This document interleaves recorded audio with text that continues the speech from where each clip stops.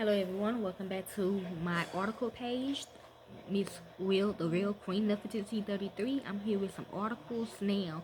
A lot of people were emailing me about that movie code I did of when they see us, they want to know the real story and the real rapists. Okay, so let's begin. I found a story. It is titled The True Story of How a City in Fear Brutalized the Central Park 5. Okay, this all a cover up to me because the woman actually was involved. Okay, the one who they said raped her, they all was involved. Okay, they all agreed to do this. Okay, so they can make, I don't know, it's like part of their game or whatever. Like, if they been in the crew for like 10 years or whatever, they want to become a poster child or some shit, or they need to get their rank up or whatever. Okay. So let's begin. When They See Us revisits the case of the wrongfully convicted teenager boys. Also, they decide to find some other boys that was innocent. If you watch the movie and you watch who the movie, it's like the real parents' kids. Like one of my grandson is like one of them. Okay. Um. So people, I'm finna show y'all the one they said actually did it. They chose 5 different other boys in this generation to take their charge, basically. But they been free though. A writer who covered the original trial looks back on a warped time and the warping of truth. Okay, you see Salam seen here escorted into the state Supreme Courthouse in Lower Manhattan in 1990 was one of 5 teenagers who will become known as the Central Park 5. Also, me and my boss, in the attorney office, we actually worked on other cases like this. They really be doing this to women though. But the white woman that said they did it at first, her and all them, they all involved, okay? This is a story of the biggest story of his day. A crime that set a high watermark for depravity. An urban atrocity that caused essential hand-wringing for America's biggest city. It was a story that over 30 years changed from solid to liquid to gas, all but vanishing. When They See Us, a 4-part series premiering on May the 31st on Netflix, directed by Ava DuVernay, is based on the lives of 5 men who were wrongfully convicted and sent to prison as teenagers for gang raping and nearly killing Trisha Meili, a woman who was jogging in Central Park in 1989. Their convictions was vacated in 2002 and the city paid $41 million in 2014 to settle their civil rights lawsuit. Hated by one generation as brutalizers, they were hailed by the next as the brutalized. In the series, the events are fictionalized. I'm hearing no. Lightly but not frivolly, with the license of imagination, it follows the boys as they turn to men in opens interior spaces. Personal torments, family turmoil, prison torture, the substance of all the friendships to which daily journalist has little access and in which it has scant interest. Now, when you see them all big, grown up as men in the movie, that's actually them. But they picked some other kids to take their charge, basically. Few crimes leave permanent marks on anyone other than the people involved. From its first moment, the Central Park case had been a global cultural phenomenon. It meaning debated and angered over by urban scholars, politicians, ordinary citizens. A real estate developer, not widely known outside New York in 1989, losing for one of his earliest forays into civic affairs, placing full-page ads to proclaim his fury. You better believe that I hate the people who took this girl and raped her brutally. That developer Donald J. Trump said at a standing room only news conference. You better believe it. These boys were terror incarnate, a casus belli for the city, just as Iraq's purported weapons of mass destruction would be years later for the nation. Both stories was wrong. Fallibility runs in the human bloodline, and people from many quarters of public life have not done their jobs well, including journalists like me.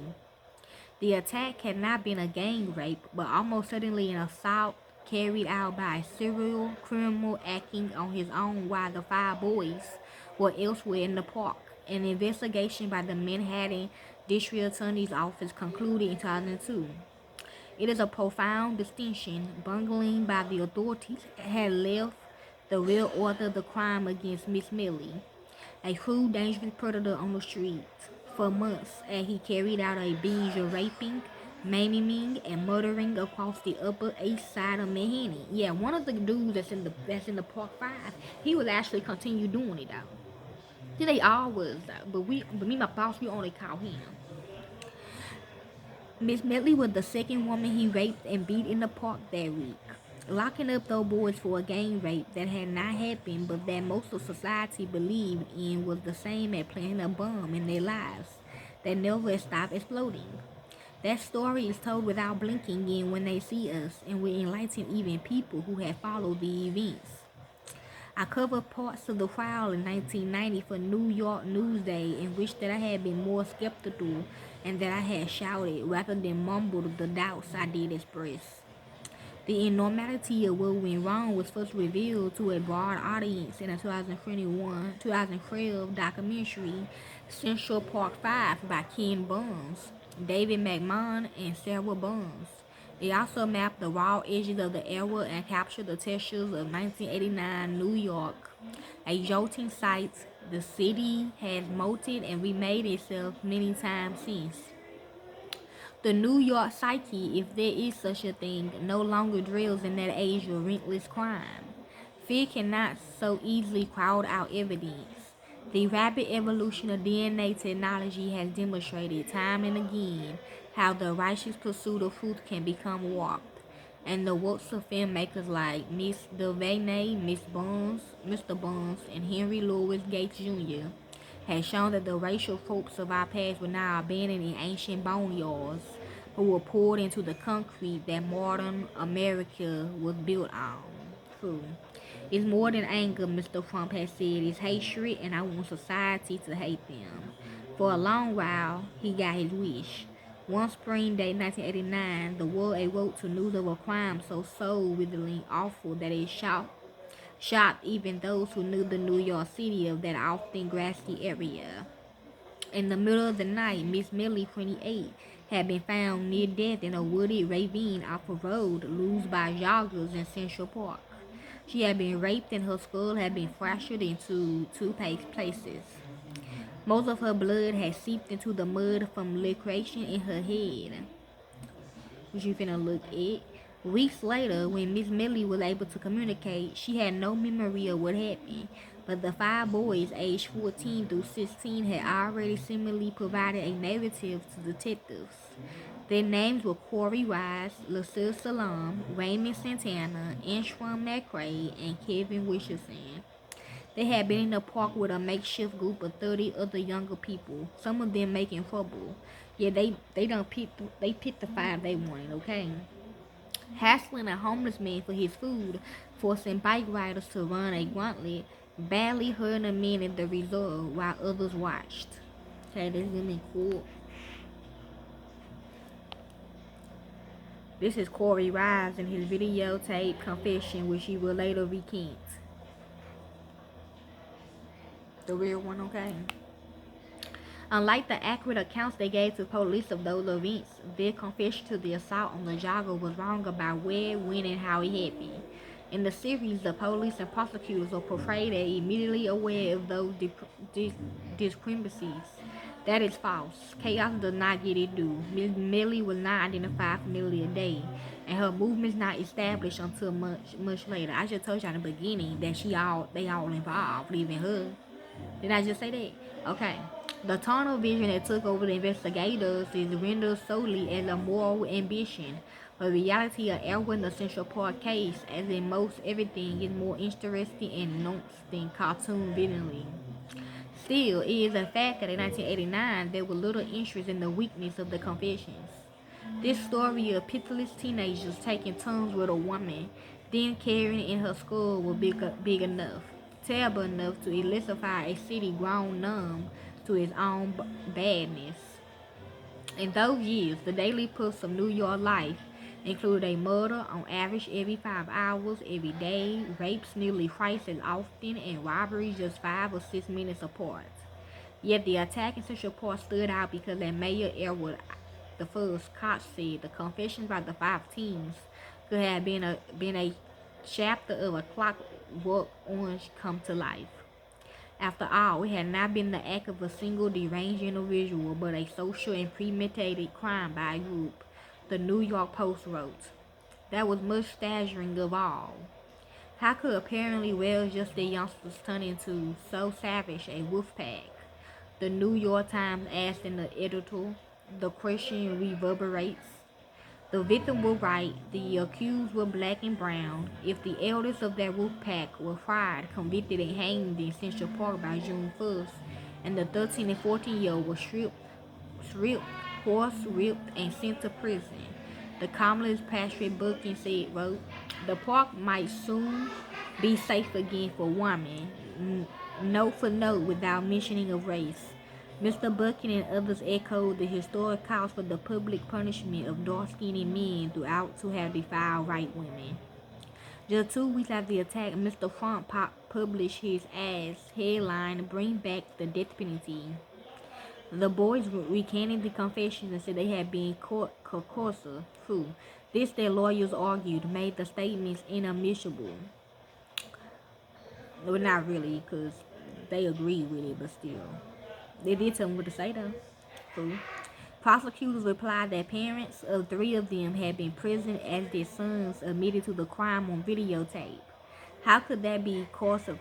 Not so well understood whether the parents was only sportily present for interrogation that spread over a day before the camera would turn on. It was during those unrecorded sessions, unseen by anyone outside the room, that the damning statements were first extracted. In the series, the interrogation scenes are presented as a whirlpool of badgering, menace, and coercion. They bear a strong resemblance to real life. Not long ago, confessions were seen as trophies of detective work because they are so hard to overcome in a crowd. But the DNA era have revealed that false confessions are behind many wrongful convictions. Especially with minors, they more often are the invention of criminals' minds. Bad and wrong confessions are routinely raved into courts behind true ones. The judge specially picked for the case ruled that the confession met the legal requirement for voluntariness. Okay. Outside the courtroom.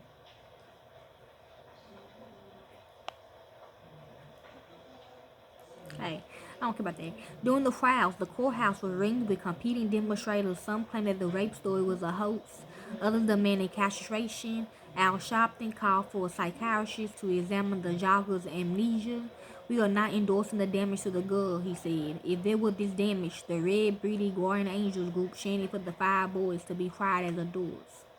It was unedited berage, co-juiced from all corners. Mr. McRae, then a skinny 16-year-old, walked into court holding his mother's hand. Demonstrators, people just shouting, rapists, you animals, you don't deserve to be alive, he said several years ago. It just felt like the whole world hated us. Miss Millie emerged to testify about her return from the doorway of death without pieces of her life, a sense of smell, clear vision, effortless speech. She still had no memory of the crime. Breathtaking as her appearance was, it added nothing to the proofs. Later that day, I watched other witnesses say that for all the intimate violence, not one iota of scientific evidence linked any of the facts to the attack. A forensic pathologist, the prosecution's own expert, could not testify that Miss Millie had been attacked by more than one person. And I'm hearing a rape kit, okay? In closing arguments, the prosecutor incorrectly said that hazmat, well, of course, cause it's just, it's a hoax, okay? Just to frame somebody, I don't know. In closing arguments, the prosecutor incorrectly said the heads matching the joggers were found on the clothing of the boys. They spent 6 to 13 years in prison before parole boards, when a show of unqualified remorse would have given them a better shot at leaving prison earlier. They acknowledged witnessing or participating in other wrongdoing in the park, but refused to concede having had anything to do with the jogger. They struck with their story, so did the system.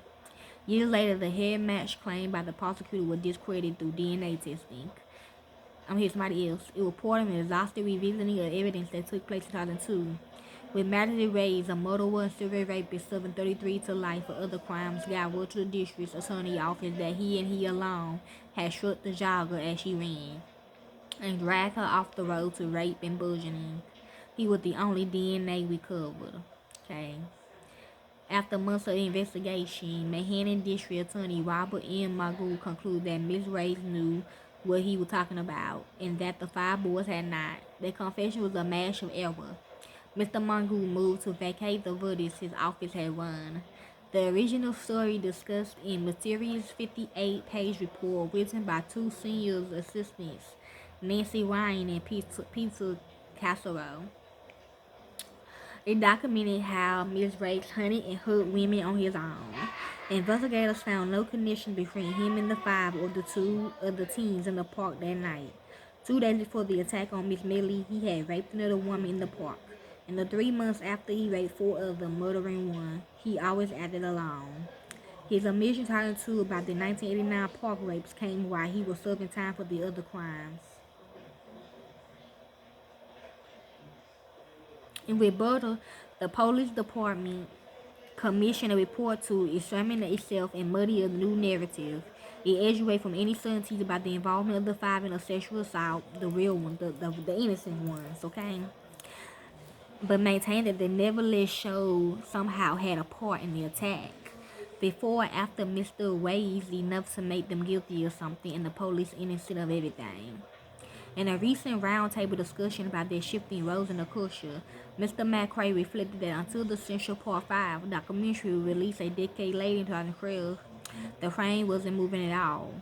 One image had been part of the saga in all its illusions, from the crowd to the new series.